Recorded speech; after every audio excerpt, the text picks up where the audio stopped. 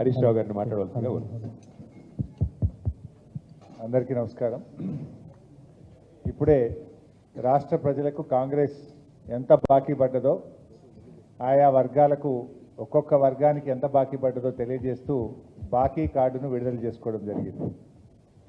నాడు ఇది అభయహస్తమని బాండ్ పేపర్ల మీద సంతకాలు పెట్టి ఇంటింటికి పంచిన కాంగ్రెస్ పార్టీ ఈరోజు ముఖం చాటేసింది. రాష్ట్ర ప్రజలకు ఇది అభయహస్తం కాదు, అచేతన హస్తం అని తెలియడానికి ఎంతో కాలం పట్టలేదు. ఇది అభయహస్తం కాదు, ఇది అచేతన హస్తం అనే విషయం ప్రజలకు అర్థమైంది. ఆ రోజేమో పోటీలు పడి గాంధీల మాట ఇదని గాంధీ టోపీలు పెట్టి సంతకాలు పెట్టి గ్యారంటీ కార్డులను ఇంటింటికి పంచి ఓట్లు వేసుకొని అధికారంలోకి వచ్చారు. కానీ ఈ గ్యారంటీ కార్డు ఇలా గ్యాసిప్ కార్డు అయిపోయింది. అంతా మోసం, అంతా దగా కార్డుగా తెలిపోయింది. ఆ రోజు అధికారంలోకి వచ్చిన మొదటి క్యాబినెట్లోనే మేము తీర్మానం చేస్తాము, మొదటి శాసనసభలో చట్టబద్ధత తెస్తాము, 100 రోజుల్లో అమలు చేస్తామని హామీలు ఇచ్చారు, నమ్మబలికారు. ఇది సోనియా గాంధీ మాట అన్నారు, ఇది రాహుల్ గాంధీ మాట అన్నారు. రేవంత్ రెడ్డి చెప్తే నమ్మతారో నమ్మరో అని గాంధీల మాటగా ప్రచారం చేశారు. 100 రోజులు కాదు, ఇలా 700 రోజులైనా కూడా అమలుకు నోచుకోలేదు. ఆ గాంధీలేమో ఇలా హైదరాబాద్కు రావకుండా ముఖం చాటేసింది. ప్రజలు ఎక్కడ నిలదీస్తారో, ప్రజలు ప్రశ్నిస్తారని ఆ గాంధీలు ఇలా హైదరాబాద్కి వస్తలేరు, ముఖం చాటేసినటువంటి పరిస్థితి. ఇలా రివ్యూ చేయాల్సిన బాధ్యత లేదా?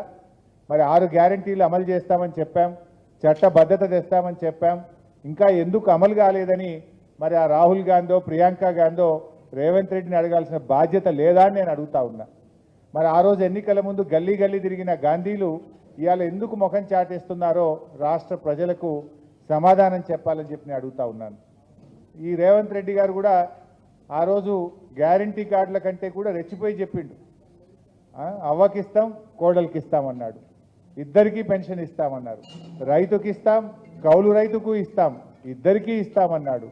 ఎన్నికల ముందేమో రజనీకాంత్ లెక్క మాట్లాడిండు, ఎన్నికలు అయినాక రేవంత్ రెడ్డి గజనీకాంత్ లాగా మారిపోయింది. ఈరోజు ఇవాళ ఇప్పుడు అన్ని కటింగ్లే, ఏది చూసినా కటింగ్లే పెడుతుండు.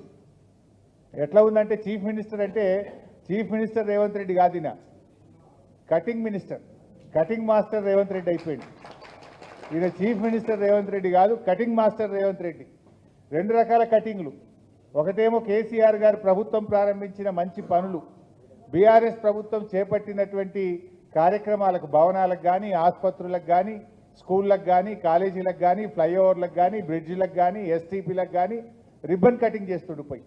ఒకటేమో రిబ్బన్ కటింగ్, ఇంకోటేమో కేసీఆర్ గారు ప్రారంభించిన మంచి పథకాలు ఉంటే వాటిలో కటింగ్ పెట్టుడు.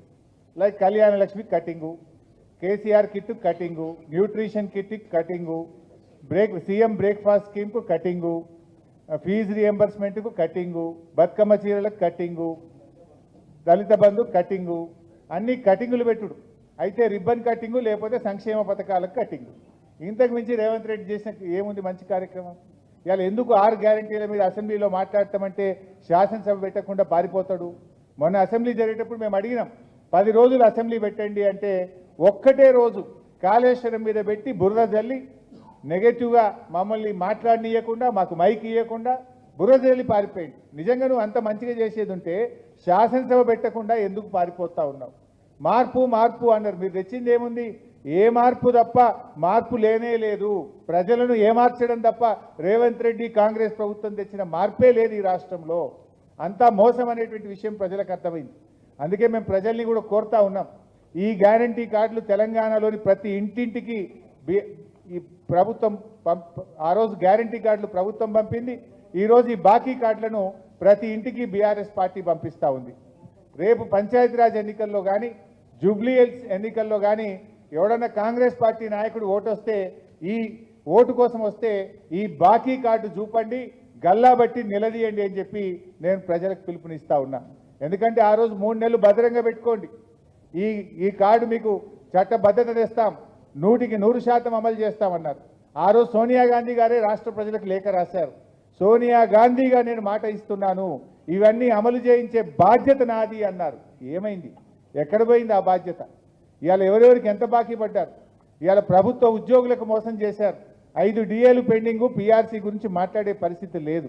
ఇవాళ ఆటో కార్మికులకు 12,000 ఇస్తామన్నారు, పొట్టగొట్టారు, వాళ్ళను రోడ్డు మీదకి తెచ్చిన పరిస్థితి ఉంది. ఇందిరమ్మ ఆత్మీయ భరోసా అని వ్యవసాయ కూలీలకు ఇందిరమ్మ పేరు పెట్టి ఇందిరమ్మ పేరు పెట్టిన ఆత్మీయ భరోసాకు కూడా ఇవాళ కటింగే పెట్టిండ్రు. మండలానికి ఒక ఊరికి ఇచ్చిండ్రు, మళ్ళీ అది కూడా బంద్ చేసిండ్రు. ఆ ఒక్క ఊరు కూడా రెండో కిస్తీ ఇయ్యలేదు. మిగతా గ్రామాలకు మిగతా కూలీలకు ₹1 ఇయ్యలే. ఇందిరమ్మ ఆత్మకు శోభిస్తుంది. ఇందిరమ్మ పేరు పెట్టిన ఇందిరమ్మ ఆత్మీయ భరోసాకు కూడా కటింగ్ పెట్టిండ్రు.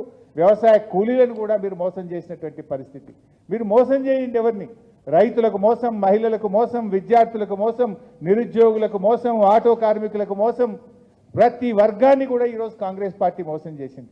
ఈ కాంగ్రెస్ మోసాల మీద, కాంగ్రెస్ మీద ఒత్తిడి పెంచి రైతులకు, రాష్ట్ర ప్రజలకు రావాల్సినటువంటి బాకీని ఈ ప్రభుత్వం మీద ఒత్తిడి పెంచి ప్రజలకు అందే విధంగా చూడడమే ప్రధాన ప్రతిపక్షంగా మా బాధ్యత.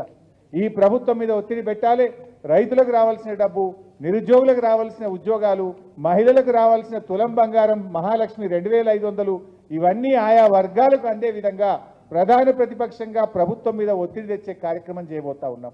ఇవాళ ఈ బాకీ కార్డు విడుదల ఆయా వర్గాలకు కాంగ్రెస్ ఇచ్చిన హామీలు అమలు జరగాలని, కాంగ్రెస్ మెడలు వంచి ఆయా వర్గాలకు రావాల్సిన డబ్బులు ఇప్పియడం కోసం బీఆర్ఎస్ పార్టీ ఈ యొక్క ఉద్యమాన్ని, ఈ బాకీ కార్డు ఉద్యమాన్ని చేపడతా ఉన్నాం. ఈ కార్డు ప్రతి ఇంటికి పంపుతాం. ప్రతి ఇంట్లో కూడా వారికి అర్థమయ్యేటట్టుగా బీఆర్ఎస్ కార్యకర్తలు వివరిస్తారు. దీంతో రేపు కాంగ్రెస్ నాయకుడు పంచాయతీ ఎన్నికల్లో, జూబ్లీహిల్స్ ఎన్నికల్లో వస్తే ప్రజలే మిమ్మల్ని నిలదీస్తారు. గల్లాబట్టి కాంగ్రెస్ నాయకులను అడగాలని, ఇవన్నీ ఇచ్చిన తర్వాతనే కాంగ్రెస్ పార్టీ గల్లీలోకి రావాలని చెప్పి ప్రజలు నిలదీసే రోజులు దగ్గరలో ఉన్నాయి. ఎంతకాలం పోలీసులను పెట్టుకొని చేయలేవు. అక్రమ కేసులు పెట్టి బెదిరిస్తూ ప్రభుత్వాన్ని నడపలేవు. ఇవాళ ప్రజలు ఏ రకంగా తిరగబడుతున్నారో మనం మొన్న బంగ్లాదేశ్లో చూసినాం, నేపాల్లో చూసినాం, శ్రీలంకలో చూసినాం. రేవంత్ రెడ్డి ప్రభుత్వానికి కూడా కాలం దగ్గర పడ్డది. ప్రజలు నిలదీసి తిరగబడే రోజులు దగ్గరలో ఉన్నాయి. ఇవాళ ప్రధాన ప్రతిపక్షంగా ప్రజల పక్షాన ప్రశ్నించడం మా బాధ్యత. మేమేం గొంతమ్మ కోరికలో కొత్త కోరికలు అడుగుతలేం. ఆనాడు బాండ్ పేపర్ మీద ఒకవైపు బట్టి విక్రమార్క, ఒకవైపు రేవంత్ రెడ్డి, మీరిద్దరే సంతకాలు పెట్టి ఇది మా గ్యారంటీ అని కార్డులు పంచారు. గాంధీలు వచ్చి ఇక్కడ ఉపన్యాసాలు ఇచ్చారు. మీరు సంతకాలు పెట్టిన బాండ్ పేపర్ మీద చేసిన దాన్ని 100 రోజుల్లో అమలు చేస్తామన్న దాన్ని ఎప్పుడు అమలు చేస్తారని ప్రధాన ప్రతిపక్షంగా ఈరోజు బీఆర్ఎస్ పార్టీ ప్రశ్నిస్తూ ఉంది. దీనికి మీరు సమాధానం చెప్పాలి. ఇవాళ మీరు ఆ రోజేమో మాకు చాలా అనుభవం ఉంది, డబ్బులు సమీకరిస్తాం, ఎలా సంపాదించాలో, ఎలా ప్రజలకు ఇవ్వాలో మాకు తెలుసని నమ్మబలికారు. ఇవాళ ప్రతిపక్షం మీద బురద జల్లుతూ తప్పించుకోవాలని చూస్తూ ఉన్నారు. ప్రశ్నిస్తే కేసులు పెడతా ఉన్నారు. తప్పించుకోలేరు. మీరు ప్రజలకు ఇచ్చిన హామీలు అమలు చేయాల్సిందే. బాకీలతో సహా చెల్లించాలి. 100 రోజుల్లో అమలు చేస్తామన్నారు. ఇవాళ 700 రోజులైంది. మీరు మొత్తం బకాయితో సహా ఇలా బాకీలు చెల్లించాల్సిన బాధ్యత మీ మీద ఉంది అని వివరిస్తూ ఈరోజు ఇంత మంచి కార్యక్రమాన్ని వర్కింగ్ ప్రెసిడెంట్ కేటీఆర్ గారు ఈ బాకీ కార్డును విడుదల చేస్తూ తెలంగాణ ప్రజల్ని చైతన్యం చేసే ఇంత మంచి కార్యక్రమాన్ని వారు చేపట్టినందుకు వారిని అభినందిస్తూ వారిని మాట్లాడాల్సిందిగా కోరుతున్నాను.